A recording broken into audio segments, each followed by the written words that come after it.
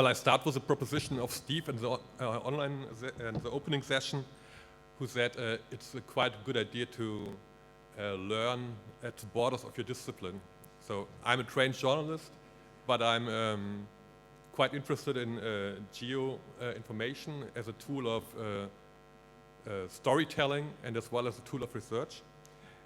So that's why I was interested in it, and I found a way to get a bit into this issue, learning online. In fact, it was one of the first massive open online courses I took, was by the Pennsylvania State University, offered on Coursera, and it was about the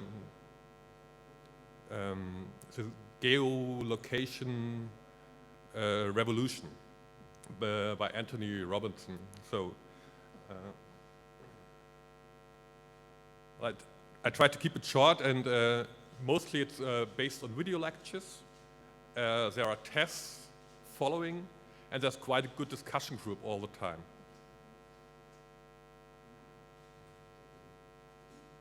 So I said anything, anywhere. Anything means just have a look for the issues you are interested in.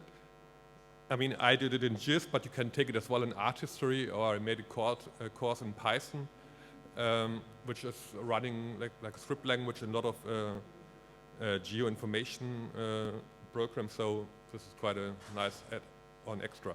And I mean, if you're in university, it's quite easy to go to an audition of another professor, which doesn't have to look with your discipline. But if you're out in the job and you got time limit constraints, it's quite a good idea to just go online whenever you want. You have a time of 10 weeks to focus on one issue. And I think it's a very good idea to start, or to try it at least, one on the personal level, to train your skills, but as well on an organizational level, because it's quite an intelligent way, I would say, to train your stuff as well. So my experiences with Coursera, I showed it already. Coursera is mostly for free, and if you want to earn a certificate, you have to pay for it. It's the same process as edX. edX was founded by Harvard University and MIT, and yeah, they have quite a lot of programming stuff and analysis, R, Python, whatever. But as well, there are quite a lot of, if you want to learn Chinese or Chinese art, whatever. So almost anything, anywhere.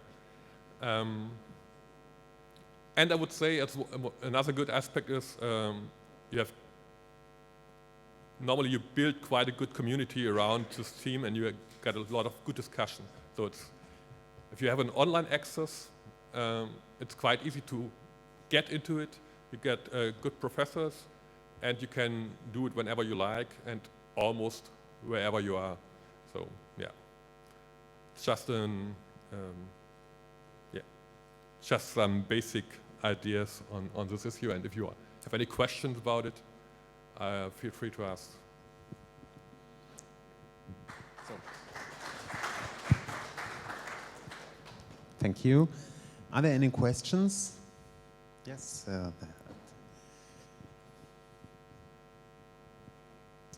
Hi, Luca.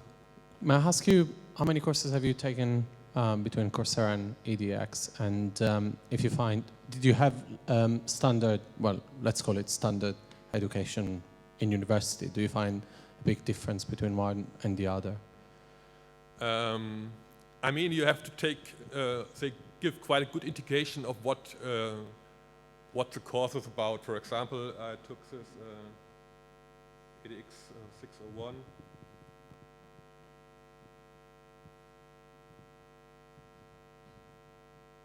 And normally they have quite a good syllabus where they state all the things you will learn and what amount of time you have to invest.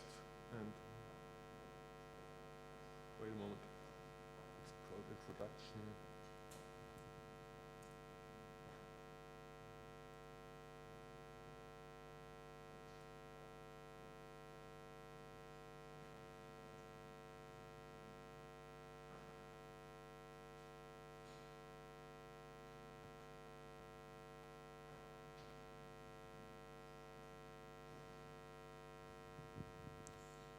It's not really readable on the beamer, but Yeah.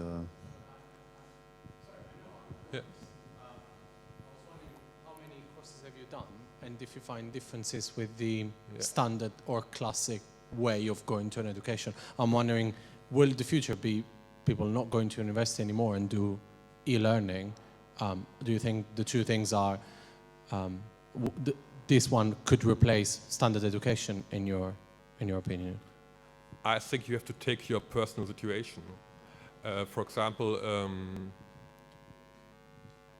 I mean, I taught as well online journalism at a university, and I would say the direct contact with the students and the direct contact to the professor or to the teacher is quite a valuable thing. But on the other hand, if you are in Cameroon, India, or whatever, it's quite good to have an MIT access to an MIT course. So I would say it replaces it, but I would say it's a good complementary offer. That's what and it's a good idea to get access to new disciplines, I would say. Yeah. okay. Any more questions? And I would say it's a special time right now because almost everything is free, but there's a tendency to charge more. So Udacity, for example, is charging with good reasons as well.